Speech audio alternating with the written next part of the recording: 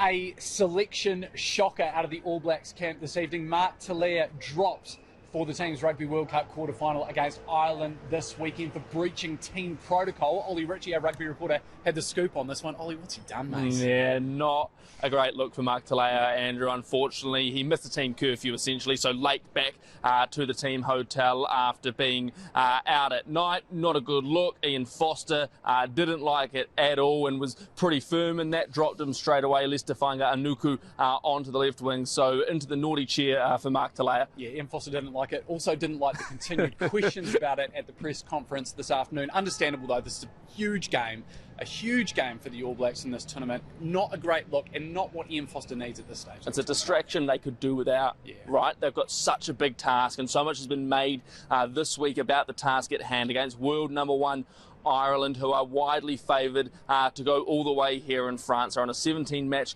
unbeaten run. This is the last thing Ian Foster and the All Blacks needed. Mark Telea has been very good for them. He's been a consistent selection for them as well. And instead of kind of building up to this test match, suddenly the narrative has shifted to this off-field behaviour, this off-field incident. They can certainly do without it. As you say, Mark Telea has been in outstanding form for this All Blacks team. What do they lose not having him against Ireland this weekend? Well, he often beats the first offender. He's very elusive with ball in hand. That's why they like him. He will beat that first man, often that second man. We've seen even through Super Rugby, through the international season, those amazing breaks he can make really open up the game. So that's a big loss for them. Don't get me wrong.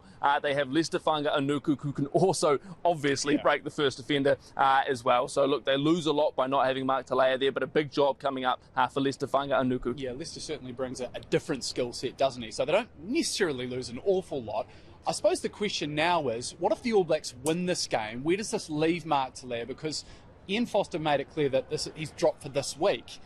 But is he really going to get straight back into this team? He's got to regain and rebuild some trust, doesn't he? Yeah, certainly. This is now Leicester Anuku's spot, and Mark Telea has to go and take it back off him. So if the All Blacks are to win this weekend and get over the top of Ireland, get into a World Cup semi-final, suddenly Mark Telea has a massive job on his hands. He has been one of their first choice wings alongside Will Jordan all year. Suddenly, he's got to convince Ian Foster that he should regain selection. What if Leicester Anuku has a great game, scores 3 tries again? Entirely possible. We know exactly the sort of form he can bring.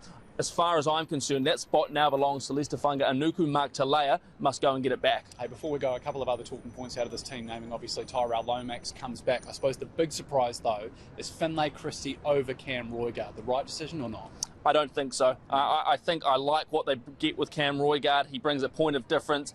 Big left-footed box kick, great running game. He could cut up that Irish defence in and around the ruck. But Ian Foster's gone for a defensive 9. He thinks that's where a lot of the attention is going to be toward the All Blacks. He wants someone who's a better defender, which Finlay Christie is. But I think they lose a lot by not having Cam Roigard there. All right, give us your thoughts in the comments below. Obviously, we'll have more reaction on News Hub Live at 6 and at newshub.co.nz.